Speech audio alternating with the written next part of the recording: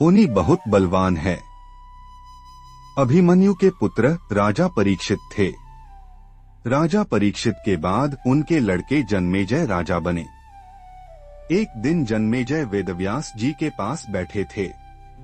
बातों ही बातों में जन्मेजय ने कुछ नाराजगी से वेदव्यास जी से कहा कि जहां आप समर्थ थे, भगवान श्री कृष्ण थे, भीष्म पितामह, गुरु द्रोणाचार्य, कुलगुरु कृपाचार्य जी, धर्मराज युधिष्ठिर जैसे महान लोग उपस्थित थे, फिर भी आप महाभारत के युद्ध को होने से नहीं रोक पाए और देखते देखते अपार जनधन की हानि हो गई।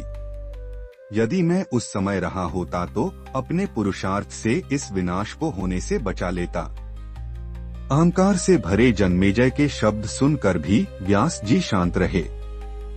उन्होंने कहा, पुत्र, अपने पूर्वजों की क्षमता पर शंका न करो। यह विधि द्वारा निश्चित था, जो बदला नहीं जा सकता था। यदि ऐसा हो सकता तो श्री कृष्ण में ही इतनी सामर्थ्य थी कि वे युद्ध को रोक सकते थे। जन्मेजय अपनी बात पर अड़ा रहा और बोला, मैं इस सिद्धांत को नहीं मानता। आप तो भविष्यवक्ता है, मेरे जीवन की होने वाली किसी घटना को बताइए, मैं उसे रोककर प्रमाणित कर दूंगा कि विधि का विधान निश्चित नहीं होता। व्यास जी ने कहा, पुत्र, यदि तू यही चाहता है तो सुन। कुछ वर्ष बाद तू काले घोड़े पर बैठकर शिकार करने जाएगा। दक्षिण दिशा में समुद्र तट पर पहुंचेगा। वहां तुम्हें एक सुंदर स्त्री मिलेगी, जिसे तू महलों में लाएगा और उससे विवाह करेगा। मैं तुमको मना करूंगा कि ये सब मत करना, लेकिन फिर भी तुम यह सब करोगे। इसके बाद उस लड़की के कहने पर तू एक यज्ञ करेगा। मैं तुमको आज ही चेता कर रहा हूँ कि उस यज्ञ को तुम वृद्ध ब्राह्मणों से कराना, लेकिन वह यज्ञ तुम युवा ब्राह्मणों से कराओगे। जन्मेजय ने हंसते हुए व्यास जी की बात काटते हुए कहा कि मैं आज के बाद काले घोड़े पर ही नहीं बैठूंगा, तो ये सब घटनाएं घटित ही नहीं होगी। व्यास जी ने कहा कि ये सब होगा, और अभी आगे की सुन। उस यज्ञ में एक ऐसी घटना घटित होगी कि तुम उस रानी के कहने पर उन युवा ब्राह्मणों को प्राण दंड दोगे, जिससे तुझे ब्रह्मा हत्या का पाप लगेगा। तुझे कुष्ठ रोग होगा और वही तेरी मृत्यु का कारण बनेगा। इस घटनाक्रम को रोक सको तो रोक लो। वेदव्यास जी की बात सुनकर जन्मेजय ने एहतियात वश शिकार पर जाना ही छोड़ दिया। परंतु जब होनी का समय आया तो उसे शिकार पर जाने की बलवती इच्छा हुई। उसने सोचा कि काला घोड़ा नहीं लूंगा, पर उस दिन उसे अस्तबल में काला घोड़ा ही मिला। तब उसने सोचा कि मैं दक्षिण दिशा में नहीं जाऊंगा, परंतु घोड़ा अनियंत्रित होकर दक्षिण दिशा की ओर गया और समुद्र तट पर पहुंचा। वहां पर उसने एक सुंदर स्त्री को देखा और उस पर मोहित हुआ। जन्मेजय ने सोचा कि इसे लेकर महल में तो जाऊंगा, लेकिन शादी नहीं करूंगा। परंतु उसे महलों में लाने के बाद उसके प्यार में पड़कर उससे विवाह भी कर लिया। फिर रानी के कहने से जन्मेजय द्वारा यज्ञ भी किया गया। उस यज्ञ में युवा ब्राह्मण ही रखे गए। किसी बात पर युवा ब्राह्मण रानी पर हंसने लगे। रानी क्रोधित हो गई और रानी के कहने पर राजा जन्मेजय ने उन्हें प्राण दंड की सजा दे दी। फलस्वरूप उसे कोढ़ हो गया। अब जन्मेजय घबरा गया और तुरंत व्यास जी के पास पहुंचा और उनसे जीवन बचाने के लिए प्रार्थना करने लगा।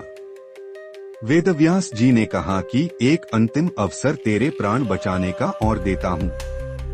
मैं तुझे महाभारत में हुई घटना का श्रवण कराऊंगा, जिसे तुझे श्रद्धा एवं विश्वास के साथ सुनना है। इससे तेरा कोढ़ मिटता जाएगा।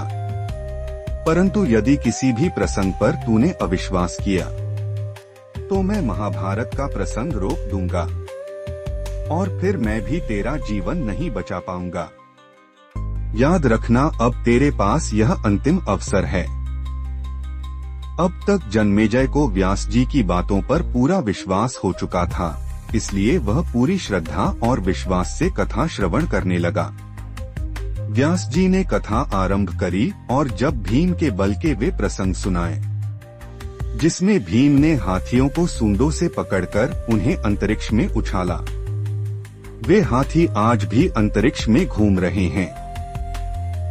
तब जन्मेजय अपने आप को रोक नहीं पाया और बोल उठा कि ये कैसे संभव हो सकता है, मैं नहीं मानता।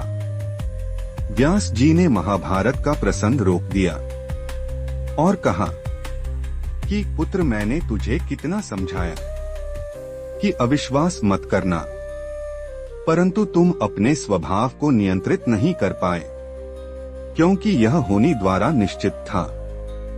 फिर व्यास जी ने अपनी मंत्र शक्ति से आवाहन किया और वे हाथी पृथ्वी की आकर्षण शक्ति में आकर नीचे गिरने लगे। तब व्यास जी ने कहा, यह मेरी बात का प्रमाण है। जितनी मात्रा में जन्मेजय ने श्रद्धा विश्वास से कथा श्रवण की, उतनी मात्रा में वह उस कुष्ठ रोग से मुक्त हुआ, परंतु एक बिंदु रह गया और वही उसकी मृत्यु का कारण बना। सार, पहले बनती है तकदीरें, फिर बनते हैं शरीर। कर्म हमारे हाथ में है, लेकिन उसका फल हमारे हाथों में नहीं है। गीता के 11वें अध्याय के 33वें श्लोक में श्री कृष्ण अर्जुन से कहते हैं, उठ खड़ा हो और अपने कार्य द्वारा यश प्राप्त कर। यह सब तो मेरे द्वारा पहले ही मारे जा चुके हैं, तू तो केवल निमित्त बना है। होनी को टाला नहीं जा सकता, लेकिन नेक कर्म व ईश्वर नाम जाप से होनी के प्रभाव को कम किया जा सकता है, अर्थात रोग आएंगे परंतु पीड़ा नहीं होगी।